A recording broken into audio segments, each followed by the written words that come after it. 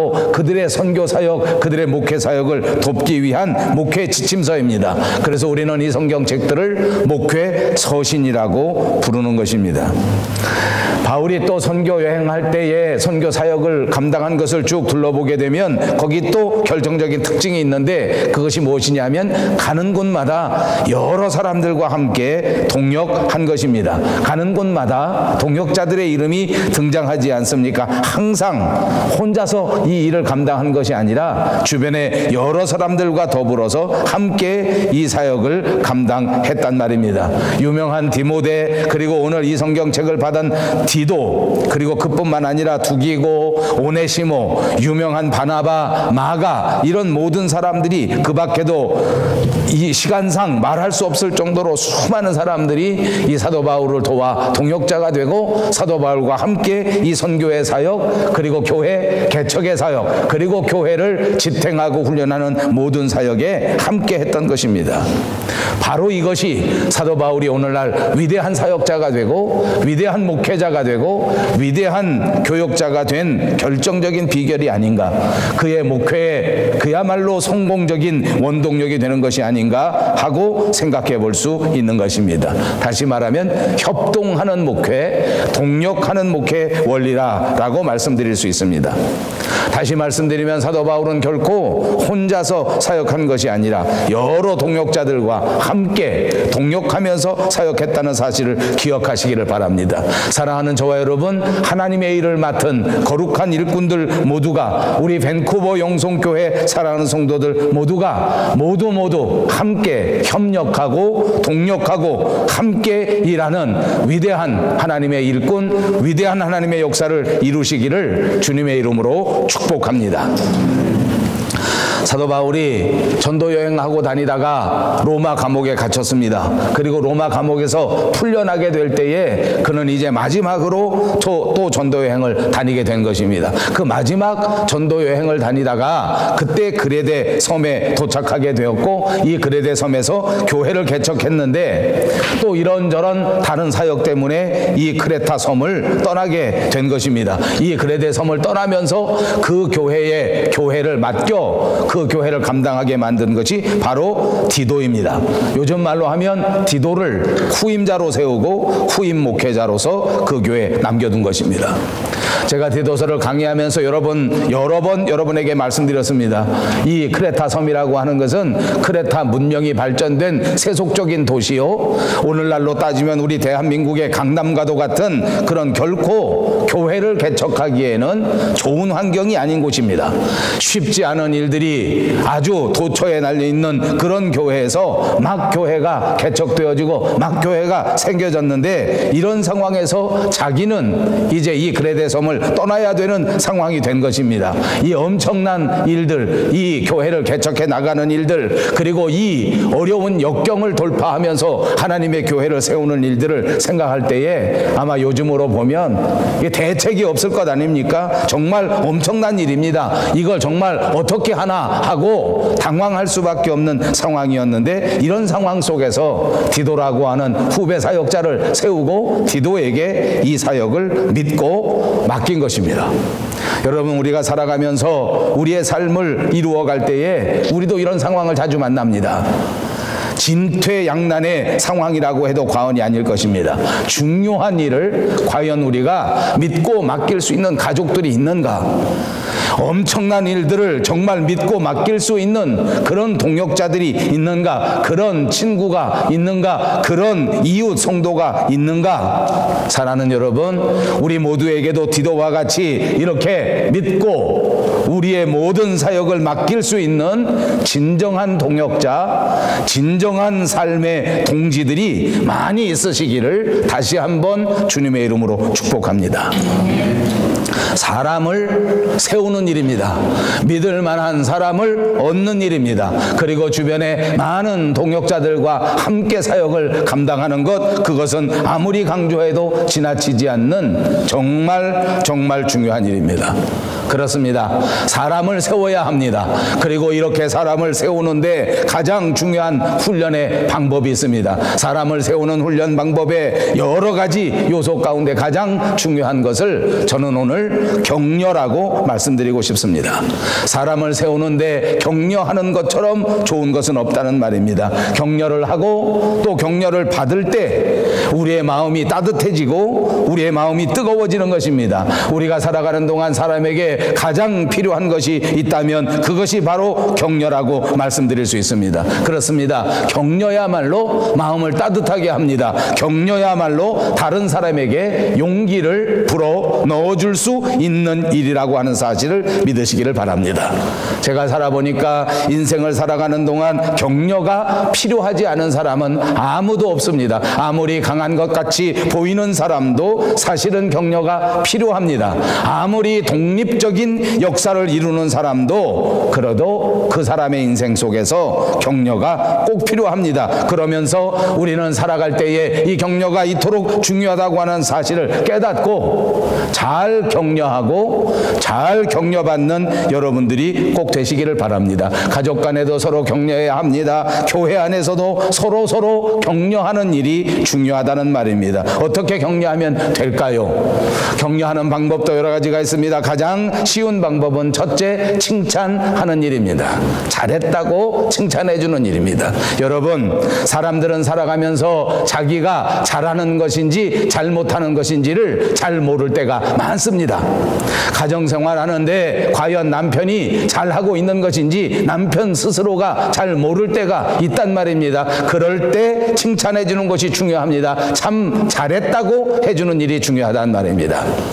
아내들이 집안에서 살림을 합니다. 평생토록 그토록 희생적인 살림을 하면서도 자기가 잘하고 있는지를 모릅니다. 그래서 현대 여성들은 자기 삶의 문제를 놓고 크게 흔들리고 크게 방황합니다. 내가 평생을 바쳐서 집안에서 소뚜껑 운전수 노릇을 하고 이렇게 설거지만 열심히 하고 청소만 열심히 하고 뒷바라지만 열심히 했는데 과연 내 인생이 바른 것인가? 과연 나는 인생을 올바르게 사는 것인가? 하고 크게 흔들리고 있더란 말입니다. 그때 남편이 칭찬해 주는 것이 필요합니다. 여보, 당신은 참 잘했어요. 당신이 이토록 잘해준 것 때문에 우리 아이들이 이토록 잘 자라났고 우리 가정이 이만큼 든든하게 세워진 것입니다. 라고 칭찬해 준다면 그 남편과 그 아내는 다시 마음이 뜨거워지고 다시 마음이 따뜻해져서 더 열심히 아름다운 가정을 세워갈 수 있을 것이란 말입니다.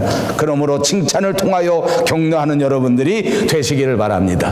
또 있습니다. 위로가 격려하는 것입니다.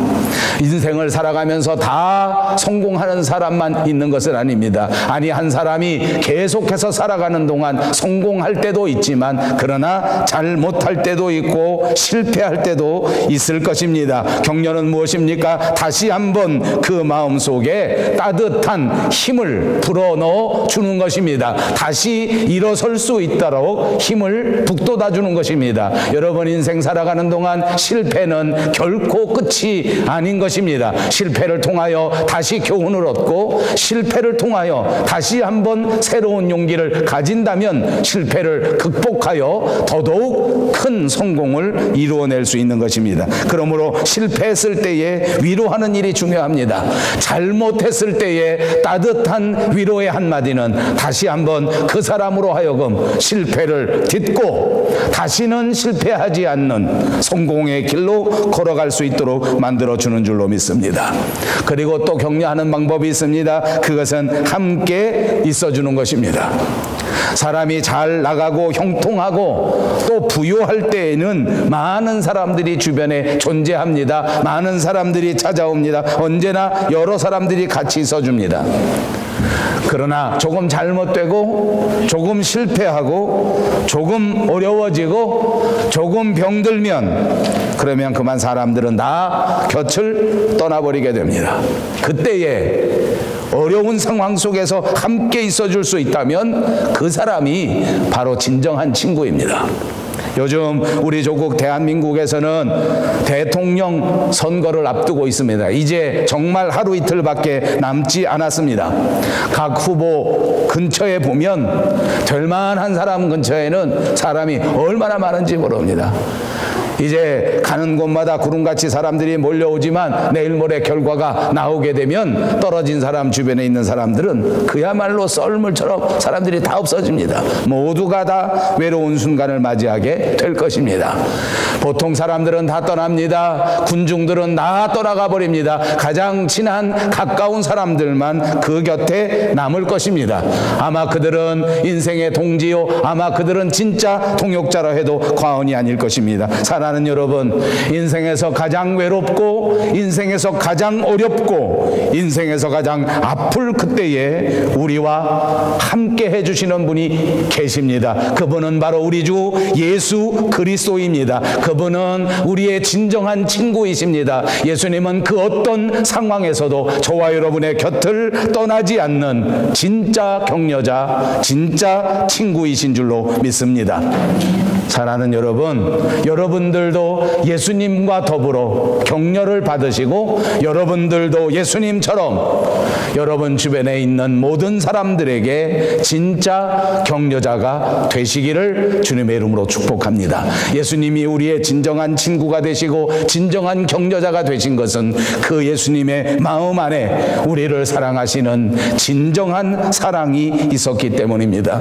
그분은 우리 인생을 바라보실 때에 따뜻한 관심과 동정과 사랑으로 우리를 살펴보셨습니다. 그분은 우리를 뜨겁게 사랑했기에 어떤 상황 속에서도 우리의 곁을 떠나실 수가 없었던 것입니다. 비록 우리가 넘어지고 비록 우리가 실패했을 그때에도 주님은 우리를 사랑하셨기에 우리를 비난하기보다 우리를 감싸 안으셨고 우리를 사랑하셨기에 우리를 격려해 주셨단 말입니다. 그러므로 우리도 예수님처럼 해야 합니다. 우리가 만나는 모든 사람, 하나님이 우리에게 주신 위대한 선물, 우리들의 가족들, 그리고 우리 사랑하는 교우들끼리 이렇게 예수님처럼 뜨거운 사랑으로 어떤 상황 속에서도 함께 있어주고 어떤 상황 속에서도 마음을 이해해주고 어떤 상황 속에서도 더 큰 사랑으로 품어줄 수 있는 따뜻한 격려자가 꼭 되시기를 다시 한번 주님의 이름으로 축복합니다.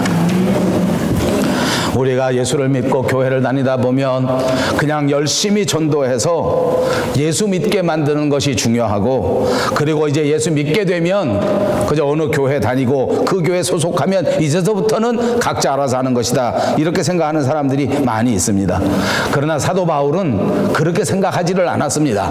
선교하고 여행 다니면서 이 때를 얻든지 못 얻든지 전도를 하게 돼서 그 사람이 조금이라도 예수님에 대하여 관심을 가지게 되면 어떻게 하든지 그 사람들이 잘 자라날 수 있도록, 그래서 그는 그 바쁜 와중에, 그 어려운 와중에, 그 힘든 와중에 가는 곳마다 교회를 개척한 것입니다. 왜냐하면 자기가 전도한 사람들이 영적으로 교회를 통하여 새 힘을 공급받고 무럭무럭 자라나야 하기 때문입니다.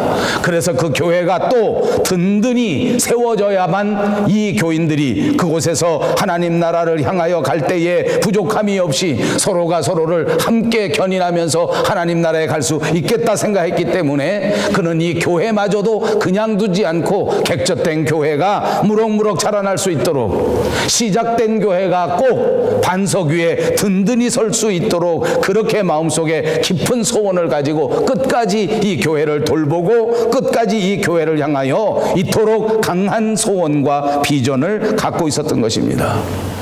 여러분, 사도 바울은 사정 때문에 그레데 교회를 떠날 수밖에 없었습니다. 방금 개척한 교회, 이제 처음 예수 믿는 사람들이 모여진 교회인데 그곳을 놓고 떠날 수밖에 없습니다.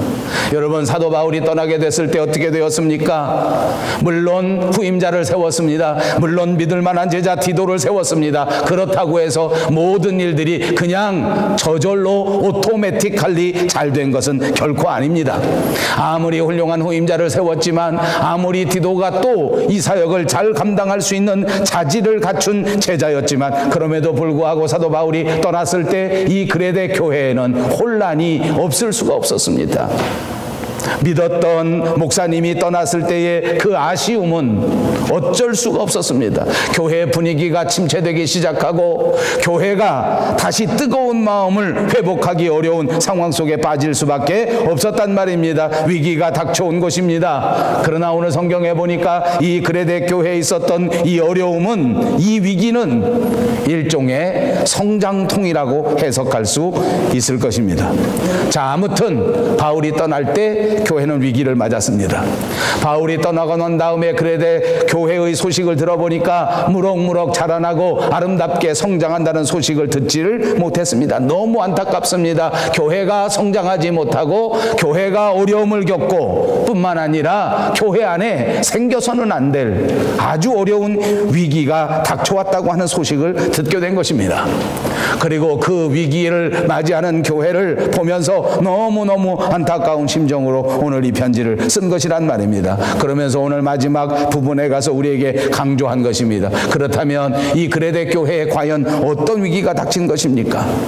여러분, 우리가 잘 믿는 사람도 살다 보면 신앙의 위기가 닥쳐올 수 있습니다. 하나님의 교회 안에도 이처럼 신앙의 위기를 겪을 수가 있는 것입니다. 아까도 말씀드린 것처럼 믿음의 위기가 왔다고 해서 그것이 실패는 아닙니다. 오히려 이것이 성장통이 되어서 이 위기를 잘 겪고 나면, 잘 넘기게 되면 오늘 화려한 5월이 우리 앞에 다가온 것처럼 아름다운 봄철, 아름다운 꽃을 피우는 역사가 있게 될 줄로 믿으시기를 바랍니다. 오늘 이 마지막 강해를 통해서, 이 디도서 강해를 통해서 그레데 교회가 가졌던 이 어려운 위기, 이 어려운 경험이 어떤 것인가 하는 것을 마지막 살펴보려고 하는 것입니다. 그레데 교회 위기는 바로 이런 것입니다. 교회 안에서 논쟁의 분위기가 생겨진 것입니다. 교회 안에서 막 논쟁이 벌어지는 거예요. 그 다음에 교회 안에서 또 논쟁만 있었던 것이 아니라 이단이 침투하게 된 거예요. 그것도 바깥에서 이단이 들어왔으면 그거는 어떤 면에서 보면 오히려 쉬울 수 있는 것입니다. 그런데 성도들이 내부에서, 우리 가족들 안에서 이단성이 있는 사람이 나타나게 된 것입니다. 안에 있는 사람이, 우리 성도가, 우리 가족이 믿음이 변질되어 버린 것입니다. 그리고는 이상한 소리를 하기 시작합니다. 4차원, 5차원 소속되는 이상한 소리를 합니다. 그로 나가서 잘못된 복음을 퍼뜨리기 시작한단 말입니다. 이거는 바깥에서 들어온 이단보다 훨씬 더 심각한 문제입니다. 자, 구체적으로 성경은 우리에게 가르쳐 줍니다. 변론이 있었는데 어떤 변론인가 보니까 이 성경 속에 어리석은 변론이라 그렇게 구체적으로 말해 놓았습니다. 변론도 변론 나름입니다. 그런데 그 중에서 어리석은 변론이 교회 안에 이루어졌단 말입니다. 자, 이 변론이라는 말은 무엇입니까? 서로가 무엇을 찾아낸다 하는 의미가 있는 것입니다. 서로 말을 하고 서로 의견을 교환하면서 무언가를 추구하는 그런 의미가 있는 말입니다. 그런데 사도 바울은 이 그레데 교회에 있었던 변론을 어리석은 변론이라고 말했습니다. 자, 왜 그랬을까요? 이 그레데 사람들이 창조적이고 좋은 의미에서의 변론을 한 것이 아니라 하나님 말씀에 근거하지 않은 세상적인 방법으로 무슨 진리를 추구하고 있었기 때문입니다. 하나님의 방법은 절대 생각하지 않고, 말씀에 의지하지 않고, 계시에 의지하지 않고 서로 무언가를 찾아내려고 하다 보니 그것이 바로 필요 없는 변론, 오늘 사도 바울이 말하는 어리석은 변론이 된다고 하는 것입니다. 자, 그리고 이 변론을 하면서 또 족보 이야기가 나옵니다. 여러분, 여기서 나오는 족보는 우리가 생각하는 우리 조상들의 족보를 말하는 것이 아닙니다. 구약 시대에 나오는 구약 성경 인물들에 대한 이야기를 말하는 것입니다. 자, 이스라엘 사람들, 유대 사람들이 구약 성경에 나오는 위대한 믿음의 선배들에 대하여 이런 이런저런 말이 생기기 시작했습니다. 여러분 생각해 보십시오. 처음 교회가 생긴 다음에 하나님의 일을 잘 알지 못하는 사람들, 교회 역사를 제대로 알지 못하는 사람들이 열심히 지나쳤던지 혹은 조금 교만했던지 간에 성경을 읽고 빨리 판단하는 것입니다. 그리고 성경을 읽고 제대로 해석하지 못한 채 이런저런 이야기를 막 꾸미기도 하고 보태기도 하는 것입니다. 여러분 어떻습니까? 제가 살아가면서 보니까 우리 사람들이 가지고 있는 아주 결정적인 장점 가운데 하나는 우리가 말할 수 있다는 것입니다. 제가 여러 번 강조해서 여러분에게 설교하였습니다. 우리 인간이 가지고 있는 말이라고 하는 것은 하나님이 주신 보배와 같은, 보석과 같은 은사입니다. 말을 할 수 없었다면 어떻게 되었겠습니까? 사람이 말을 잘한다는 것은 하나님 앞에 큰 은혜를 받은 것입니다. 그런데 말로써 축복하고 말로써 격려하고 말로써 사랑을 표현하고 이렇게 살아가는데, 그런데 어두운 그림자도 있습니다. 말로써 상처를 주고 말을 잘못해서 분쟁을 만들고 말 때문에 어려움을 겪는 일이 하나 둘이 아닙니다. 솔직히 제가 살아보니까 제가 조금 흥분하고 기분이 너무 나쁘게 되면 그러면 말을 좀 보태더라고요. 같은 말을 보태. 아주 기분 나쁘면 평상시 하는 것보다 좀 보태. 오늘은 제 아들, 둘째 아들이 자기가 속한 교회 사우스 델타 베프티스트 처치에서 설교하는 날이랍니다.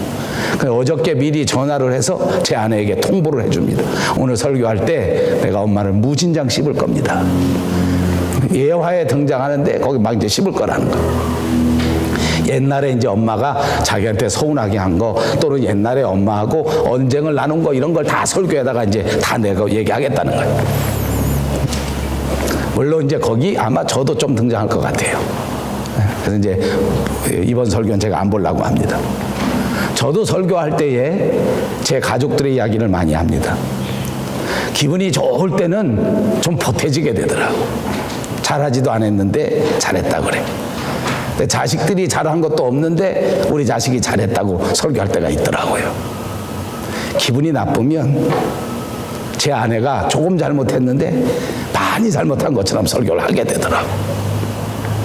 그 때문에 이 말을 잘 정확하게 똑바로 해야 되는데 잘못한 것 때문에 사실은 오해가 얼마나 많이 일어나는지 몰라. 오해가. 여러분 살면서 그런 경험하죠. 괜히 말을 조금 보태게 되고 괜히 말을 꾸미게 되더라고. 악의 없이 말을 꾸미게 해서 조금 이상하게 말을 전해놓으면 그 다음에 감당이 안 돼. 그러니까 한 번 거짓말하면 그 다음에 다시 또 거짓말을 하게 되고 또 거짓말하게 돼서 나중에는 정말 내 마음과 전혀 다른 상황이 되는 경우가 자주 발생합니다. 제발 그런 일이 없기를 바랍니다. 여러분 말에 실수를 많이 하시면 큰일 납니다. 한 번은 실수할지 몰라도 될 수 있으면 실수하지 않고 살아가시기를 바랍니다. 이 유대인들 그레데 섬에 있는 교인들이 그랬습니다. 아브라함의 이야기를 할 때 열심히 특심이 돼서 그런지 몰라도 말을 자꾸 꾸미기 시작한 거예요. 나는 아브라함이 이래서 좋다. 나는 이삭이 이래서 좋다. 있는 그대로 말하고 있는 그대로 존경하면 될 일인데, 그런데 모세에 대하여 훨씬 더 만화 같은 이야기를 꾸미기도 하고 보태기도 했다고 말입니다. 그래서 일종의 신화처럼 만들어 버립니다. 성경에 나오는 사람들의 이야기를 전설과 같이 만들어 버렸습니다. 그리고 나서는 그레데 섬의 교회에 있는 사람들끼리 서로 분파가 되게 된 것입니다. 파벌이 만들어졌습니다. 자기들끼리 말을 꾸미고 말을 만들어내서 신화처럼 만들고 나는 아브라함파다, 나는 모세파다, 나는 요셉파다, 이렇게 하면서 서로 분쟁하게 되는 것입니다. 이런 허황된 이야기가 분쟁의 원인이 된 것입니다. 여러분 성경 전체에서 언제나 우리에게 말합니다. 교회는 다투지 말아야 합니다. 사랑하는 여러분, 우리 밴쿠버 영성교회는 하나님 만나는 그날까지 다투지 않는 교회 되시기를 주님의 이름으로 축복합니다. 교인은 다투지 말아야 합니다. 그런데 안타깝게도 오늘 그레데 교회에는 다툼이 생겨졌습니다. 분쟁이 만들어졌습니다. 그것도 아주 어리석은 말장난으로 시작한 분쟁이었다 그 말입니다. 일부러 사람들의 이야기를 조금 보태서 만들어 이것이 잘못되면서 이것이 우상화 정상화가 되고, 이것이 잘못되면서 이것이 전설처럼 되고, 이것이 잘못되면서 마치 신화처럼 돼서 그 사람들을 따르게 되는 이런 허황된 이야기로서 분쟁이 시작되고, 그것 때문에 다툼이 만들어졌단 말입니다. 여러분, 우리가 살아가는 교회 생활할 때에 우리가 경계해야 될 중요한 이단 중에 하나는 바로 율법주의입니다. 율법주의 이단, 이것은 다시 말하면 반드시 율법을 지켜야 구원을 받는다라고 강조하는 것입니다. 요즘 뒤늦게 우리 한국 교회에서도 이 구원론을 가지고 조금씩 문제가 발생하고 있습니다. 왜 그러냐 하면 믿음으로 구원을 받는 것이, 믿음으로 구원받는 것만으로는 조금 부족한 것 같다. 뭔가 구원받기 위해서 도덕성이 필요한 것 아니냐, 뭔가 구원받기 위해서 또 다른 것이 필요한 것 아니냐 하는 논쟁이 시작되었단 말입니다. 여러분, 그러나 율법을 지켜서 구원을 받는 것은 아닙니다. 반드시 믿음으로 구원받는다는 역사를 믿으시기를 바랍니다. 만약 믿음 이외에 그 어떤 율법이라도 구원받기 위해서 필요하다고 주장하면 그것은 이단입니다. 그런가 하면 또 다른 이단이 있는데 그것은 무율법주의입니다. 이것은 율법주의와 정반대되는 것입니다. 율법을 지켜봤자 구원받는 것이 아니기 때문에 율법은 하나도 지킬 필요가 없다, 이렇게 말하는 것입니다. 그러니까 우리는 그리스도 안에서 믿기만 하면 되고 아무렇게나 살아도 된다라고 주장하는 것입니다. 방탕과 쾌락을 정당화하는 사상입니다. 사도 바울은 이 두 가지를 클리어하게 둘 다 이단이라고 말했습니다. 율법주의도 이단, 무율법주의도 이단입니다. 그렇습니다. 우리는 오직 믿음으로 구원받습니다.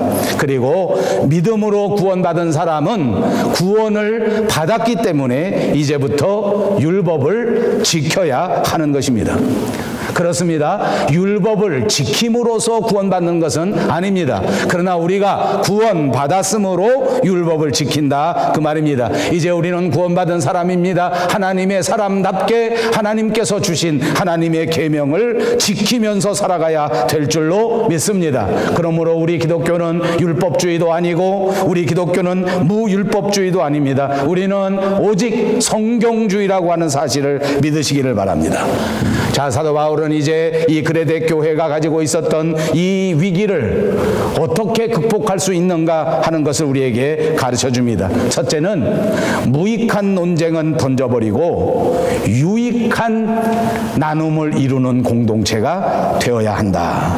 오늘 본문 9절에 있는 말씀입니다. 어리석은 변론과 족보 이야기와 분쟁과 율법에 대한 다툼은 피하라. 이것들은 다 무익한 것이요 헛된 것이다 라고 가르쳐 주지 않습니까? 여기 무익한 것이다 라는 말에 집중하시기를 바랍니다. 무익한 것입니다. 여러분, 우리가 세상에 살다 보니까 무익한 것을 경험하게 됩니다. 여러분들 살아가는 동안 우리 삶에 아무런 이득이 없는 무익한 것을 경험하게 되지 않습니까? 이 무익한 것에 대해서는 길게 고민할 필요가 없습니다. 진짜 지혜로운 삶은 무익한 것은 빨리 접어버리는 것입니다. 우리가 잘 아는 성 어거스틴은 우리에게 이렇게 권면했습니다. 본질적인 것에 관해서는 언제나 일치를, 비본질적인 것에 관해서는 언제나 관용을. 멋있지 않습니까? 여러분 한번 해보실래요? 시작. 본질적인 것에 관해서는 언제나 뭐요? 일치를. 비본질적인 것에 관해서는 언제나 관용을. 아멘.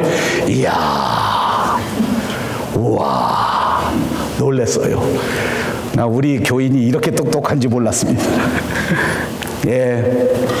다시 말씀드립니다. 우리가 신앙생활하는데 가장 중요한 것은 사람이 어떻게 구원받는가. 우리 교회에서 가장 소중하게 여겨야 할 것은 우리 하나님이 누구신가, 우리 예수님이 누구신가 하는 문제입니다. 이것이 우리 삶의 절대적인 문제입니다. 우리 믿음에 있어서 가장 소중한 본질적인 문제입니다. 언제나 일치하는 우리 밴쿠버 용성교회가 되시기를 바랍니다. 타협할 수도 없고 바꿀 수도 없는 절대적인 진리입니다. 그런데 그렇지 않고 성경에 구체적으로 나오지 않는 일이 있습니다. 제가 가끔 그런 얘기합니다. 미국의 역사를 통해서 보니까 교회가 분열하고 교회가 싸우고 교회가 나누어진 이유들이 많이 있는데 우리가 역사를 통해서 배우지 않습니까? 어떤 큰 교회, 유명한 교회가 둘로 쫙 갈라졌는데 이유를 알고 보니까 피아노를 강단의 왼쪽에 놓는가 아니면 저 피아노를 강단의 오른쪽에 놓을 것인가를 가지고 분쟁하다가 교회가 반으로 갈라졌습니다. 그러니까 싫어합니다. 우리 한국교회 역사를 보면 이것보다 훨씬 더 많습니다. 고향 때문에 교회를 가릅니다. 전라도 출신끼리 모여서 교회하는 게 좋아서 전라도 사람들끼리 손들고 나가서 교회를 만들고, 경상도 사람들끼리 모여서 교회하는 게 좋다고 생각해서 경상도 사람끼리 나가서 교회를 만든 적도 있습니다. 성경에서 분명하게 말하는 구원의 문제, 예수님의 문제, 이런 것들이 아닌 것에 대해서는 어떻게 하라고? 언제나 관용을, 언제나 넓은 마음으로 서로가 서로를 존중하고 서로가 서로를 이해하고 서로가 서로를 용납할 수 있는 성숙한 그리스도인들이 꼭 되시기를 바랍니다. 사랑하는 여러분, 우리 밴쿠버 용성교회 성도님들 모두가 넓은 마음을 가진 성숙한 사람들이 다 되시기를 주님의 이름으로 축복합니다. 여러분, 우리를 진짜 유익하게 하는 것은 오직 구원이에요. 오직 구원. 오직 예수님이에요. 그 이외에 그 어떤 것도 그렇게 중요하지 않습니다. 그것 가지고 다툴 필요 없단 말입니다. 중요하지 않은 것 가지고 싸우지 말자는 것입니다. 중요하지 않은 것 때문에 우리 교회가 피해볼 일을 만들지 않는 저와 여러분이 되시기를 바랍니다. 사도 바울은 또 이 교회에게 부탁합니다. 두 번째는 순결한 교리를 지키는 교회가 되라. 이 문제에 있어서는 사도 바울이 정말 단호합니다. 오늘 본문 10절에 보니까 이단에 속한 사람들은 한두 번 훈계한 후에 멀리하라, 이렇게 말합니다. 이단과 서로 논쟁해봐라, 이단과 서로 회의해봐라, 이단과 서로 대화를 나누어 보라 라고 말하지 않았습니다. 단호하게 이단에 대하여 훈계하라고 말했습니다. 이 말은 무슨 말입니까? 이단하고는 옳다 그르다 하고 논의하는 자체가 의미가 없다는 것입니다. 그냥 똑바로 믿으면 된다고 훈계하라는 것입니다. 자, 그레데 교회는 아까도 말씀드린 것처럼 바깥에서 이단이 들어와도 어렵습니다. 그런데 안에서 이단이 생겼어요. 그게 큰 문제입니다. 제가 밴쿠버에 와서 보니까 이 밴쿠버에 있는 한인 교계는 진짜 어지럽습니다. 한국에 있는 거의 모든 이단 종파가 이 밴쿠버에는 다 들어와 있습니다. 한인 교회들이 그렇게 강력한 힘을 구축하지 못하고 아직 우리 교회들이 다 든든하게 서지 못하니까 이 이단들을 막아내지 못하는 것 같아요. 그래서 한국에서 이단 시비가 있는 교회들이 이곳에 와서 다 지교회를 만들고 그 교회들이 다 버젓이 기존 교회인 것처럼 신앙생활 하는 것을 저는 보았습니다. 참 많더라고요. 그리고 아주 한국에서 유명한 이단들이 우리 밴쿠버에서 시작된 것들이 적지 않습니다. 예를 들면 레마 선교회, 이런 것들은 밴쿠버를 기점으로 해서 성경 공부 모임에서 시작됐다가 한국에까지 나가고 전 세계적으로 큰 이단이 됐어요. 무슨 큰 믿음 교회, 이것도 보니까 저 서리에 예배당을 하나 만들어 가지고 교인들이 매일같이 모여서 하는데 100명도 넘는 사람들이 거기 모인다는 이야기를 들었습니다. 또 무슨 선교단체 이단이 있는데 이것은 이단이 아닌 것처럼 현재 여기 있는 교회, 많은 교회들이 그 인터콥이라고 하는 선교단체의 모든 일들을 다 따라합니다. 인터콥이라고 하는 단체는 한국에서도 여러 교단에서 이단성으로 이미 수차례 발표된 것입니다. 그런데 여기 보니까 우리 밴쿠버에 있는 교회 중에 건전한 교회들이 10여 개가 넘는 교회들이 버젓이 그 선교단체에 참여하고 그 훈련에 참여하고 그 자랑하고 있고 그러더라고요. 그래도 바깥에서 생긴 건 그래도 나아요. 안에서 이단이 생기면 이게 참 문제입니다. 안에서 생겨요. 자, 여러분, 이럴 때 문제가 있습니다. 사도 바울은 정말 단호하게 이 문제에 대해서 단호한 태도를 가졌어요. 왜냐하면 우리 교회 안에 교리의 순결, 이건 너무너무 중요한 것이기 때문입니다. 그레데 교회는 말씀드린 것처럼 정말 발전된 경제 상황이 있는 지역이었습니다. 섬이었기 때문에 사통팔달의 지역입니다. 각 세계에 있는 여러 종교들, 이단 사상들이 다 들어올 수 있는 지리적 환경을 가진 곳이란 말이에요. 말입니다. 그래서 이 그레데 교회 안에 우리 기독교의 순결, 순수성에 대해서 너무너무 중요하기 때문에 바울은 여기에 대해서 단호한 태도를 보이는 것입니다.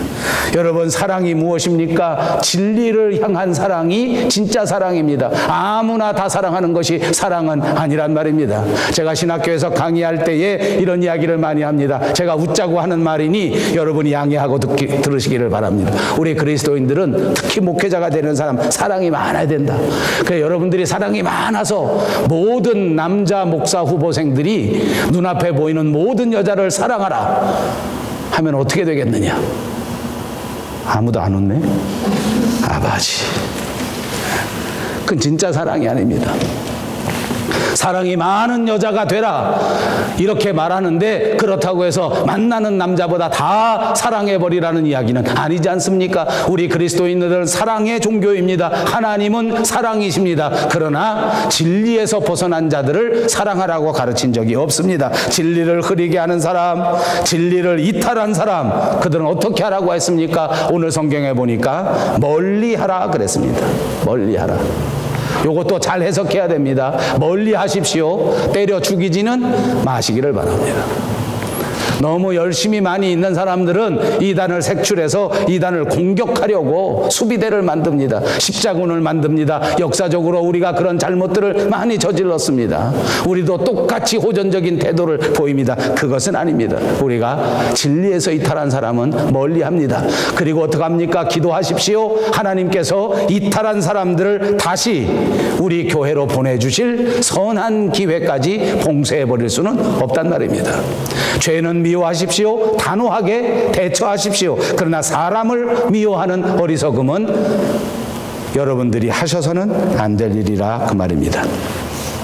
세 번째로는 서로가 서로를 격려하는 교회가 되어야 된다.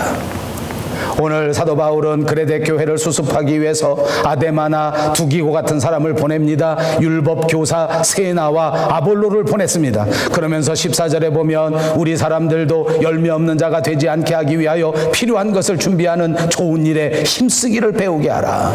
예, 우리가 정말 좋은 열매를 가지고 주님 앞에 설 수 있어야 된단 말입니다. 그레데 교회를 바로 세우기 위해서 사도 바울은 정말 얼마나 열심히 애를 썼는지 모릅니다. 어떻게 하든지 이 교회 사랑하는 성도들 한 사람 한 사람이 믿음 위에 바로 서고 믿음 위에 굳게 설 수 있도록 사도 바울은 뜨거운 심장을 가졌습니다. 뜨거운 사랑을 가졌습니다. 이 성경 말씀에서 이 사도 바울의 뜨거운 심장이 느껴지지 않습니까? 정말 주님이 기뻐하시는 교회로 든든히 서게 하기 위해서 흔들림 없이 복음에 사역하는 든든한 교회가 되기 위해서 바울이 이토록 애쓴 것입니다. 그러므로 사랑하는 여러분, 저와 여러분도 사도 바울의 심장, 사도 바울의 사랑을 본받고 우리에게 주신 이 밴쿠버 영성교회를 섬길 때에 정말 흔들림 없이 복음 위에 든든히 서는 교회가 될 수 있도록 뜨거운 마음을 가져야 될 줄로 믿습니다. 우리들 마음 모두가 다 같이 열심을 내어 하나님이 맡겨주신 우리 교회를 뜨겁게 사랑하고 우리 서로 뜨겁게 사랑하고 우리 서로 뜨겁게 격려하고 우리 서로 하나님의 진리의 복음 안에서 굳게 뭉치는 역사가 있기를 주님의 이름으로 축복합니다. 오늘 디도서의 마지막 강해입니다. 사도 바울의 마지막 부탁입니다. 바울 선생님의 마지막 편지입니다. 사도 바울은 자기가 전도한 사람, 자기가 세운 교회 복음 안에서 정말 든든히 서고 날마다 하나님 앞에 더더욱 성숙해 가기를 바라는 마음으로 살았습니다. 그래서 그들이 하나님의 역사를 이루고 주님 만났을 그때 다 같이 칭찬받는 바울의 동역자, 바울의 형제가 되게 하기 위하여 기도한 것입니다.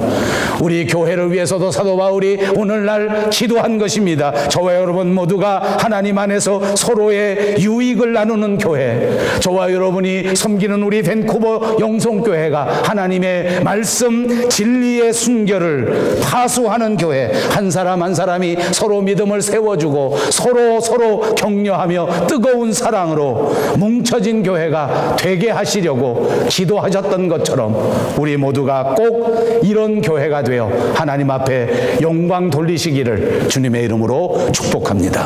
기도하겠습니다.